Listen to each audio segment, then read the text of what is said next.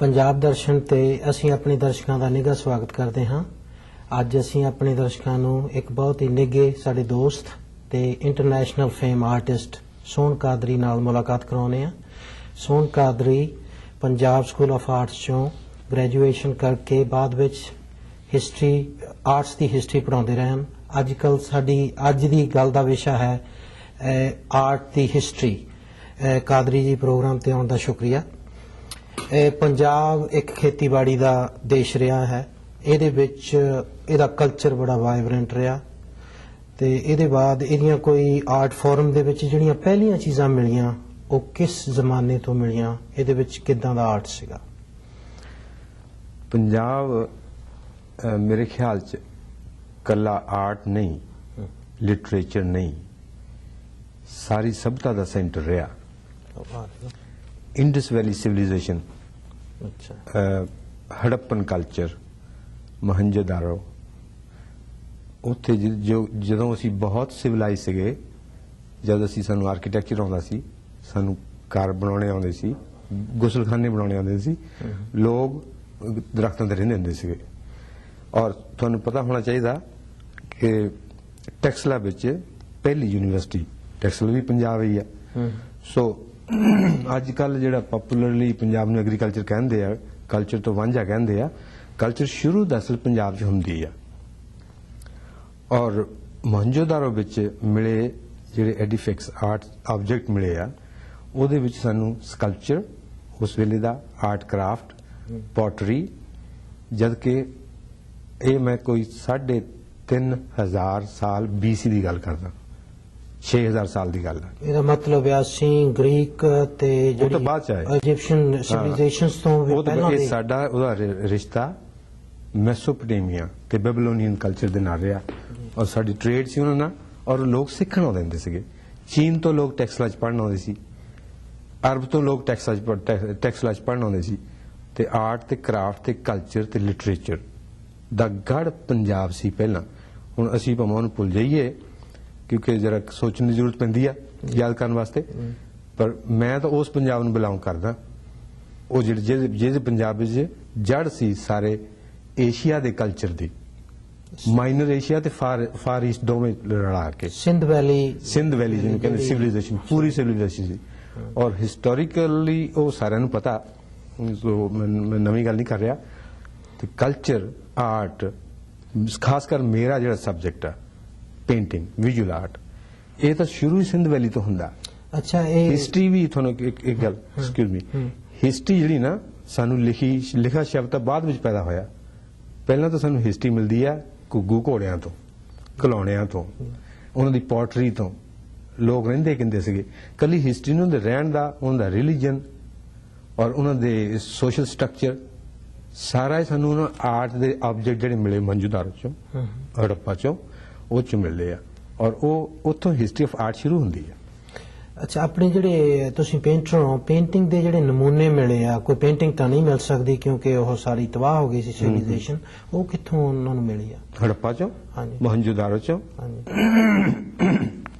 ਛੋਟੇ ਛੋਟੇ figure museum 'ਚ ਪਏ, ਆਪਣੇ ਨੈਸ਼ਨਲ ਮਿਊਜ਼ੀਅਮ ਦਿੱਲੀ ਪਏ ਆ, ਬਾਕੀ ਸਾਰੀ ਦੁਨੀਆ ਦੇ ਮਿਊਜ਼ੀਅਮ ਵਿੱਚ ਪਈਆਂ ਉਹਨਾਂ ਦੇ ਪੀਸਿਸ, ਟੈਰਾਕੋਟਾ ਦੀਆਂ ਫਿਗਰੀਨਸ।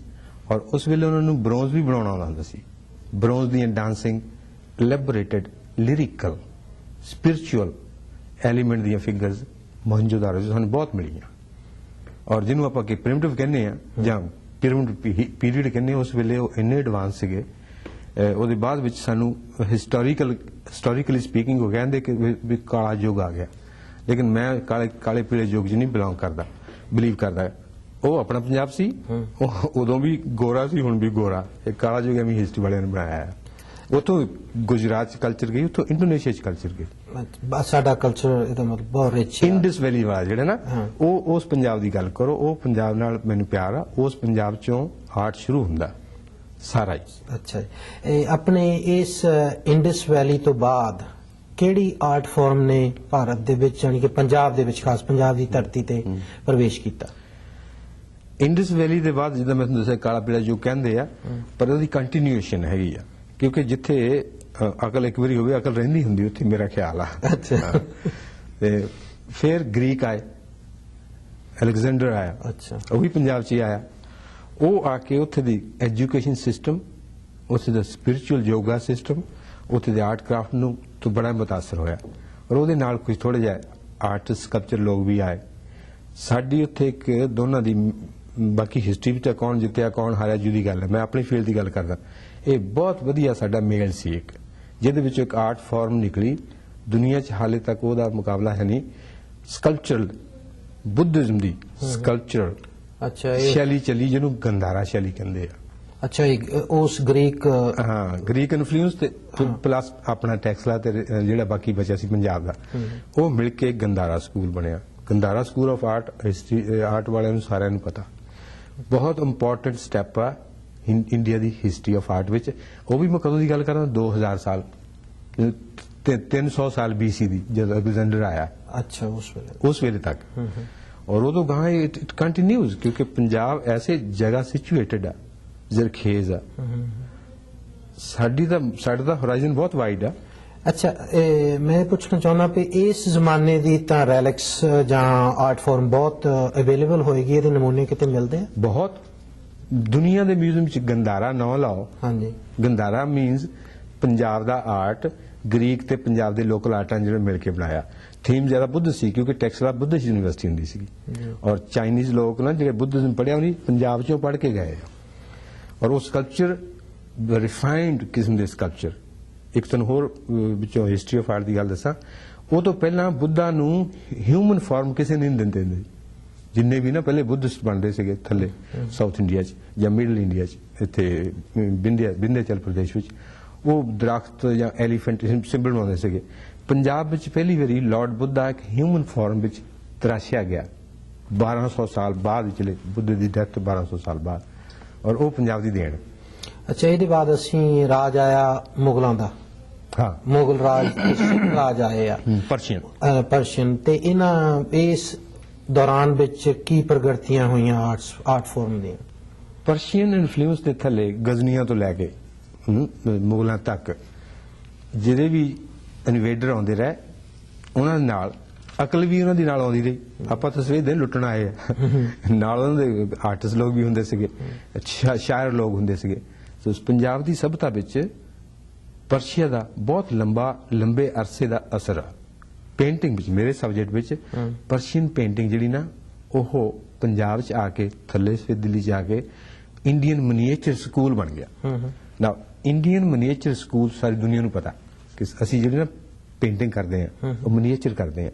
ਛੋਟੀ ਜਿਹੀ ਗੱਲ ਵਿੱਚ ਬਹੁਤ ਸਾਰੀ ਗੱਲ ਕਹਿ ਦਿੰਦੇ ਆ, ਐਫੋਰੈਟਿਕ ਹੈ। ਔਰ ਜਿਸਲੇ ਉਹ ਐਫੋਰੈਟਿਕ ਪੋਇਟਰੀ ਪੇਂਟਿੰਗ ਪਰਸ਼ੀਆ ਦੀ ਤੇ ਪੰਜਾਬ ਦੀ ਇੰਡੀਜਨਸ ਲੋਕਲ ਮਿਲੀ, ਤੇ ਉਹ ਕਮਾਲ ਦਾ ਆਰਟ ਹੈ ਜਿਹੜਾ ਹਾਲ ਤੱਕ ਨੋਨ ਆਲ ਓਵਰ ਦੀ ਵਰਲਡ, ਜਿਹਨੂੰ ਮੁਗਲ ਪੇਂਟਿੰਗ ਕਹਿ ਦਿੰਦੇ ਆ। ਹਾਂਜੀ, ਪਰਸ਼ੀਅਨ ਤੇ ਲੋਕਲ ਪੰਜਾਬੀ। ਪੰਜਾਬ ਤੋਂ ਦਿੱਲੀ ਤਾਂ ਪੰਜਾਬ ਹੀ ਸੀ ਅੱਗੇ, ਦਿੱਲੀ ਤੱਕ ਪੰਜਾਬ ਹੁੰਦਾ, ਪੰਜਾਬ ਸੀ, ਉਧਰੋਂ ਪਿਸ਼ਾਵਰ ਤੱਕ ਟੈਕਸਲਾ ਪਿਸ਼ਾਵਰ ਤੇ ਸੀ। ਹਾਂਜੀ, ਤੇ ਮੋਹਨਜੋਦਾਰੋ ਸਿੰਧ। ਹਾਂਜੀ। ਸੋ ਪੰਜਾਬ ਨੂੰ ਸੀਮਿਤ ਕਰਕੇ ਨਾ, ਛੋਟਾ ਕਰਕੇ ਫਿਰ ਤਾਂ ਐਗਰੀਕਲਚਰ ਰਹਿ ਜਾਂਦਾ, ਪਰ ਪੰਜਾਬ ਦਾ ਵਿਸ਼ਾਲ ਇਮੇਜ ਜਿਹੜੀ ਨਾ, ਉਹ ਬੜੀ ਕਲਚਰ, ਲਿਟਰੇਚਰ, ਆਰਟ ਮੇਰੇ ਸਬਜੈਕਟ ਵਿੱਚ ਬੜੀ ਰਿਚ ਹੈ।